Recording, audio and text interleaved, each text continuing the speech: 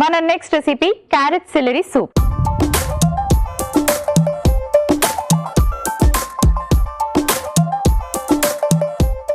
Carrot salary soup ఎలా prepare చేసుకోవాలో ఇప్పుడు చూపిస్తాను. Carrot salary soup.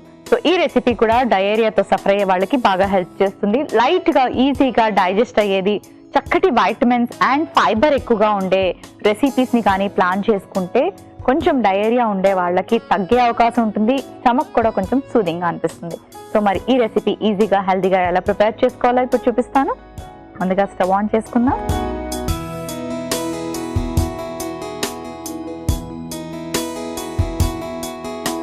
ఒక వన్ స్పూన్ నేను ఆలివ్ ఆయిల్ వేసుకున్నాను.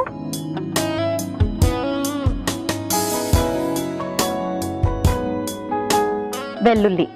గార్లిక్ ఏంటంటే ఇన్ఫ్లమేషన్ ని బాడీలో తగ్గిస్తుంది. సో డయేరియా అప్పుడు స్టమక్ లో ఉండే ఇన్ఫ్లమేషన్ తగ్గించడానికి కూడా మనకి వెల్లుల్లి బాగా హెల్ప్ చేస్తుంది.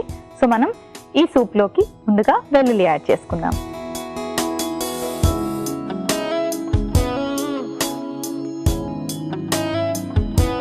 కొంచెం ఉల్లిపాయ ముక్కలు,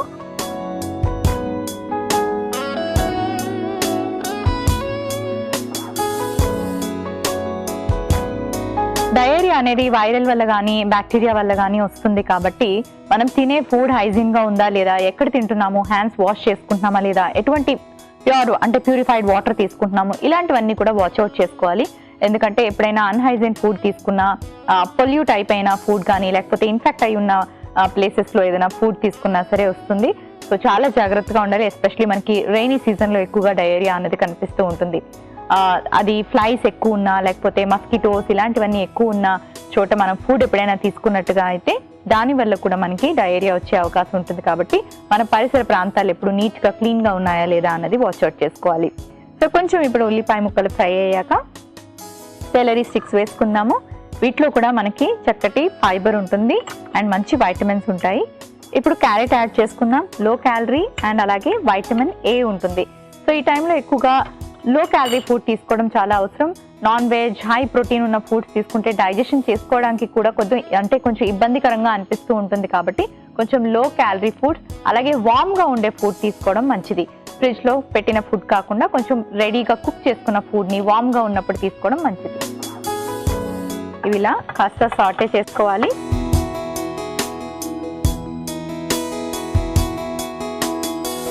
సో సూప్ కాబట్టి వాటర్ యాడ్ చేసుకుందాం.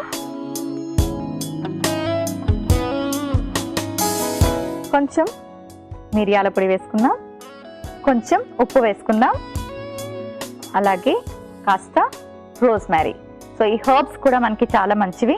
సో ఇలా వేసుకుందాం.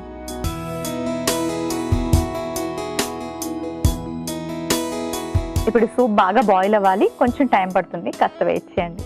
ఓకే, సూప్ బాగా బాయిల్ అయింది.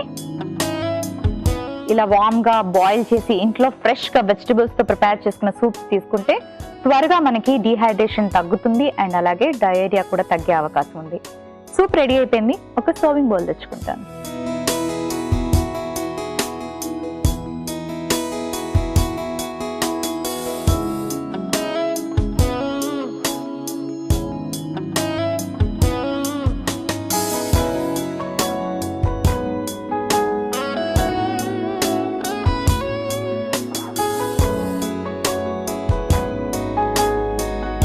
క్యారెట్ సెలరీ సూప్ రెడీ అయిపోయింది.